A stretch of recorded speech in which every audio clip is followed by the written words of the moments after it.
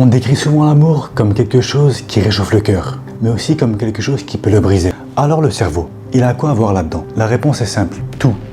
Du premier regard jusqu'aux dernières larmes. Ce sont des zones précises de ton cerveau et des substances chimiques très concrètes qui pilotent ce que tu ressens. Aujourd'hui, grâce à l'IRM fonctionnel, un outil qui permet de voir quelles zones du cerveau s'activent en direct, les chercheurs peuvent observer l'amour presque comme on observait un muscle qui travaille. Quand tu commences à tomber amoureux, tu penses à cette personne tout le temps. Tu rêves d'elle, tu relis ses messages, tu veux la voir encore et encore. Cette première phase, les psychologues l'appellent l'infatuation ou l'amour passionnel.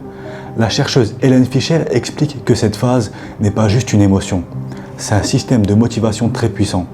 Ton cerveau ne fait pas que ressentir, il te pousse à agir. Au niveau biologique, ça ressemble presque à une drogue. Une zone appelée l'aire tegmentale ventrale s'active fortement. C'est le centre de la récompense et de la motivation. C'est exactement la même chose qui s'active quand tu manges quelque chose de délicieux, quand tu bois après avoir eu très soif, ou même quand quelqu'un consomme une drogue. Quand cette zone s'active, elle libère de la dopamine. La dopamine, c'est la molécule du plaisir et de l'envie. Elle dit à ton cerveau, ça c'est bien, j'en veux encore. Elle te conditionne à vouloir revivre cette sensation encore et encore. C'est pour ça que l'amour rend euphorique. Et c'est aussi pour ça qu'il crée une forme de dépendance. Des études ont montré que les circuits activés chez les amoureux sont très proches de ceux observés dans les addictions. Ce n'est pas une image poétique.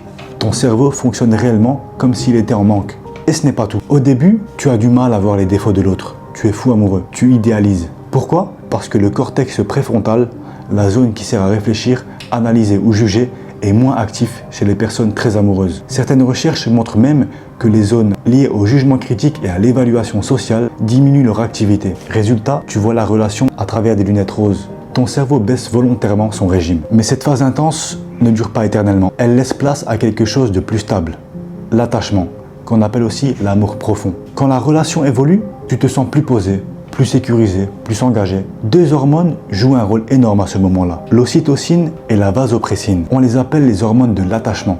Elles renforcent la confiance, le sentiment de sécurité, le lien entre deux personnes. Des expériences ont montré que l'ocytocine augmente la confiance et favorise les comportements bienveillants. L'ocytocine a aussi un autre effet puissant. Elle réduit le cortisol, l'hormone du stress. Être avec quelqu'un qu'on aime peut donc vraiment apaiser le corps. Chez certaines personnes, on observe même une baisse du rythme cardiaque et de la tension artérielle en présence de l'autre partenaire. Avec le temps, le brouillard du début disparaît. Soit il laisse place à une relation plus lucide, plus profonde, basée sur la vraie compatibilité, soit les différences et les problèmes deviennent plus visibles. À ce stade, ce ne sont plus les papillons dans le ventre qui comptent, mais les valeurs communes, la communication, la capacité à gérer les conflits. Et quand une relation se termine, la douleur est réelle. Ce n'est pas dans la tête, au sens imaginaire, c'est littéralement dans ton cerveau. Une zone appelée le cortex insulaire s'active. Cette zone traite la douleur physique, mais aussi la douleur sociale, comme le rejet. Des chercheurs en psychologie ont montré que le rejet amoureux active des zones proches de celles activées quand tu te fais physiquement mal. Voilà pourquoi un chagrin d'amour peut donner une sensation presque physique dans la poitrine. Après une rupture, tu peux recommencer à penser sans cesse à l'autre, regarder son profil, relire ses messages, avoir envie de l'appeler. Cette envie peut être aussi forte qu'une faim extrême ou une soif intense. Quand une personne récemment quittée regarde la photo de son ex, le centre de la récompense, celui activé au début de la relation, se réactive. Ton cerveau réclame la récompense qu'il avait apprise à aimer. C'est du manque au sens neurologique du terme. En parallèle, ton corps active son système d'alarme, l'axe du stress appelé l'axe hypothalamo-hypophyso-surrénalien. Cela entraîne une augmentation du cortisol. Tu peux te sentir nerveux, agité, mal dormir, avoir moins d'appétit, te sentir vide. Ce n'est pas une faiblesse, c'est une réaction biologique. Avec le temps, les zones du cerveau liées au raisonnement et au contrôle des impulsions reprennent progressivement le dessus. On appelle ça la régulation émotionnelle.